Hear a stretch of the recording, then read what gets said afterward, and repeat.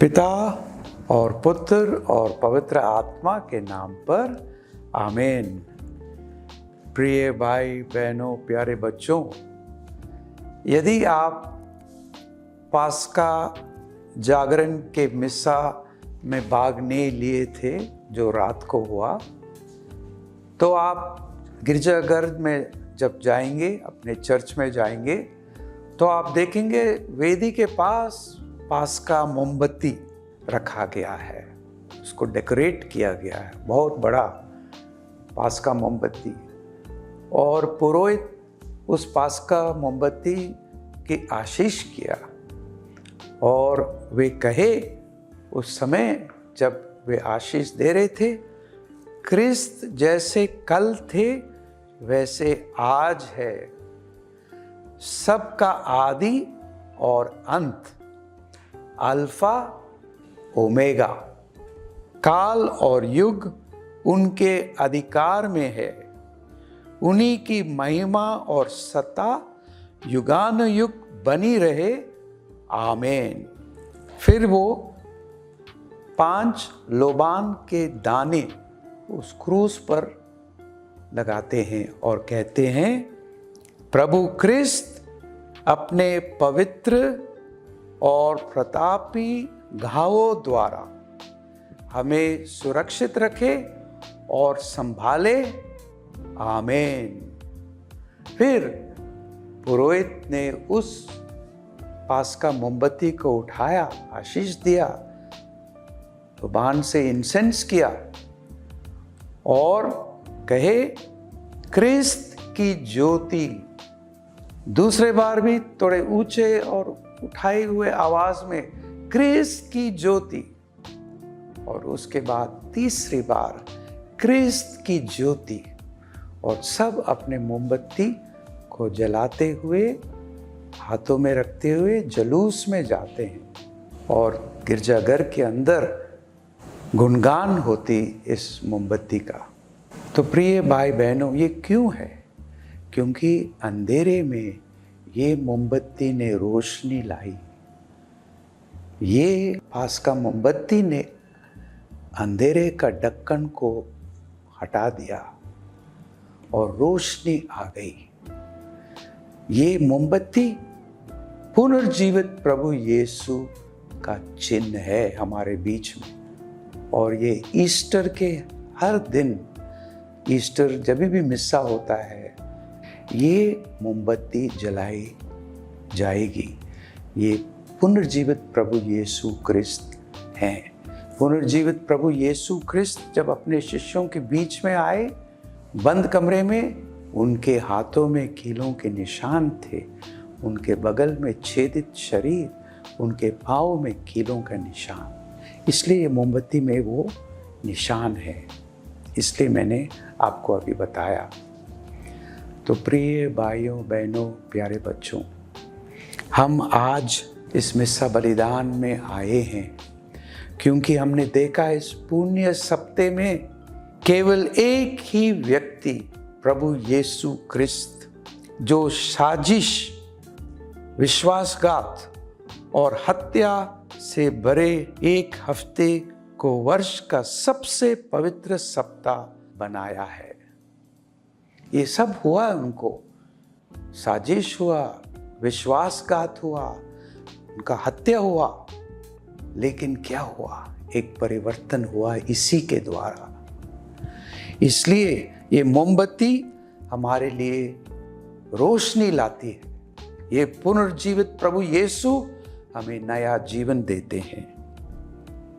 आप जानते हो कि सुसमाचार में आपने सुना है, पढ़ा है, बार बार ये घटनाएं आते हैं। सबसे पहले आप जानते हो, संत लूकस के सुसमाचार में 7वां अध्याय में एक विधवा थी, नैन की विधवा। उनका बेटा गुजर गया और वो विधवा थी, बहुत विलाप कर रही थी। लोगों ने प्रभु को बताया, देखो ये हुआ है उनके परिवार में, ये विधवा है, एक ही बेटा। प्रभु यीशु ने उसको जीवित किया। संत लूकस के 11वां पाठ में हम पढ़ते हैं मार्ता और मेरी की भाई वे गुजर गए, बीमार होके गुजर गए और दोनों बहन रो रहे थे अपने भाई के लिए। प्रभु यीशु ने वहाँ पर मरे हुए लाजरस को जीवित किया। और एक और पाठ है संत मार्कुस के 5वें पाठ में हम देखते हैं, वहाँ जैरुस नाम का वे अपने बेटी के लिए रो रहे थे क्योंकि बेटी गुजर गई और प्रभु यीशु ने जैरुस की बेटी को जीवित किया। अब देखो 3 घटनाएं मैंने दिए, उनमें भी जीवन आ गया, लेकिन अब इसमें बहुत फर्क है। इन तीनों के नए जीवन जो उन्हें मिला है वो प्रभु यीशु, और इसको हमें समझना है।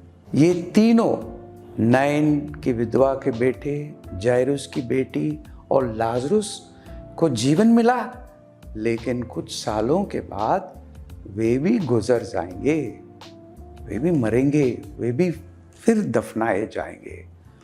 लेकिन प्रभु यीशु का जो पुनरुत्थान हुआ वो एक अनोखा पुनरुत्थान है।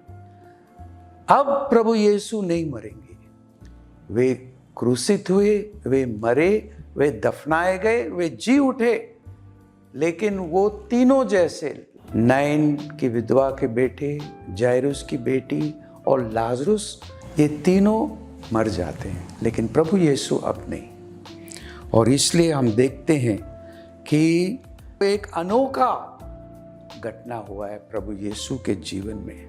यीशु का पुनरुत्थान एक बिल्कुल नए प्रकार के जीवन में प्रवेश करने और प्रवेश किया उन्होंने।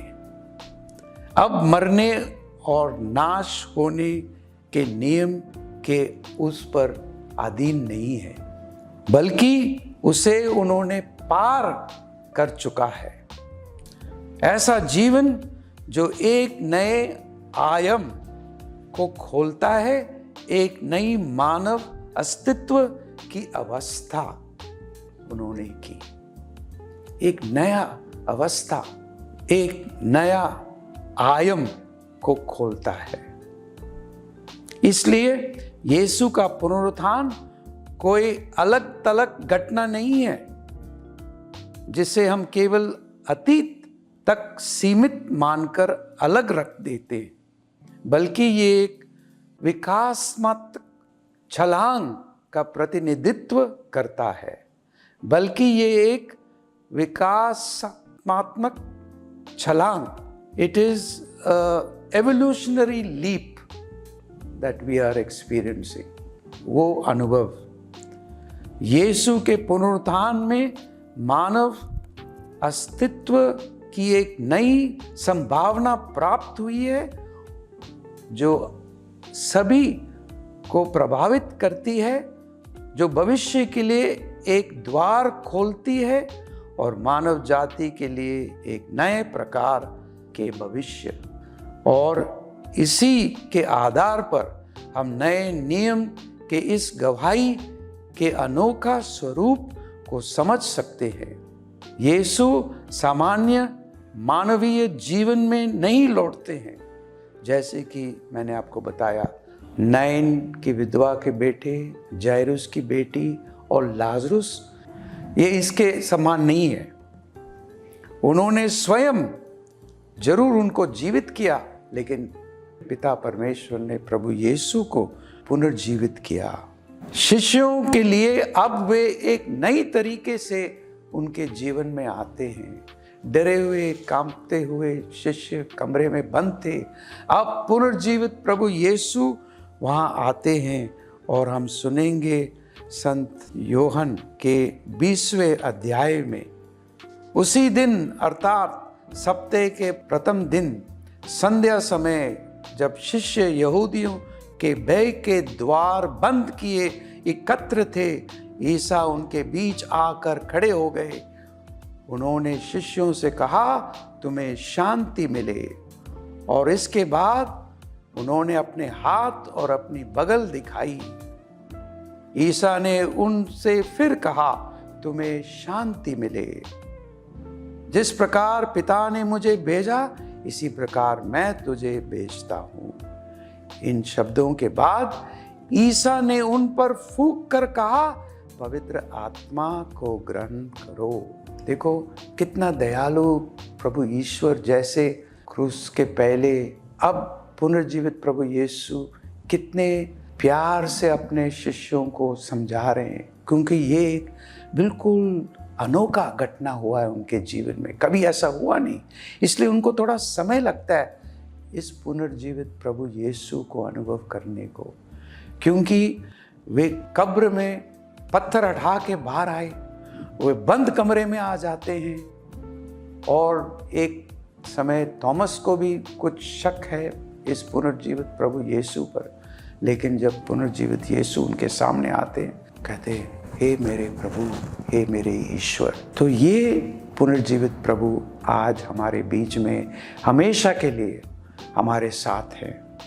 इसलिए हमें ये याद रखना है, जब हमें कोई मदद नहीं मिलता है तब ये पुनर्जीवित प्रभु हमारी मदद करेंगे, और जब हम आगे बढ़ने में असमर्थ होते हैं तब भी हमारे बीच में वो आएंगे, दीवारों के अंदर से आएंगे और हमें शांति प्रदान करेंगे।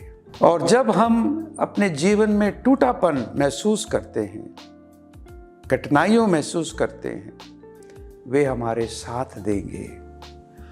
और जब हम अपने घावों और भय के अंदर असहाय महसूस करते हैं, जब हम आध्यात्मिक रूप में अयोग्य महसूस करते हैं, और जब हम वासनाओं या आत्महत्या के बारे में कभी कभी ऐसे सोचते हैं, तो वे हमेशा हमारे साथ आएंगे, वे हमें एक नया जीवन देंगे।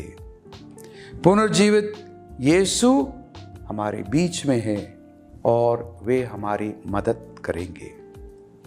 इसलिए एक बहुत सुंदर पाठ है कुरिन्थियों के पहले पत्र में पंक्ति 13 और 14। संत पौलुस कहते हैं, यदि मसीह नहीं जी उठे तो हमारा धर्म प्रचार व्यर्थ है और आप लोगों का विश्वास भी व्यर्थ है। तो प्रिय भाई और बहनों, इन्हीं वचनों के साथ हम प्रभु यीशु को इस मिसा बलिदान में ग्रहण करेंगे और बपतिस्मा के जल हम पर छिड़काया जाएगा, क्योंकि उसमें जैसे प्रभु यीशु यरदन नदी में बपतिस्मा ली और स्वच्छ रूप से वे उठे और आवाज़ आया, ये मेरा प्रिय पुत्र है, इनकी सुनो। इसी तरीके से ये बपतिस्मा के जल जब हम पर छिड़काया जाता है, परमेश्वर की आवाज़ आएगी, ये मेरे प्रिय पुत्र और पुत्रियां हैं, इनकी सुनो। हम माता मरियम से दुआ करेंगे, प्रार्थना करेंगे, क्योंकि वे अपने पुत्र के साथ इस पुण्य सप्ते में चली, उसे छोड़े नहीं। क्रूस के पास भी वो खड़े थी और क्रूस से जब प्रभु यीशु को उसके गोद में रखे थे और जब दफन किए थे, माँ मरियम थे, और अब भी उस कमरे में माँ मरियम उपस्थित है जब पुनर्जीवित प्रभु वहाँ आते हैं। आइए हम दुआ करें, प्रार्थना करें कि हे प्रभु, हमारे हृदयों में आओ। तो जीवित प्रभु है, हमेशा हमारे साथ है, हमारे साथ चलेंगे, और कुछ भी हो आप हमें कभी नहीं छोड़ते हैं, आप वफादार हैं। धन्यवाद हे प्रभु। Hallelujah, hallelujah. प्रभु की शांति आप पर हो। आमीन। पिता और पुत्र और पवित्र आत्मा के नाम पर आमीन।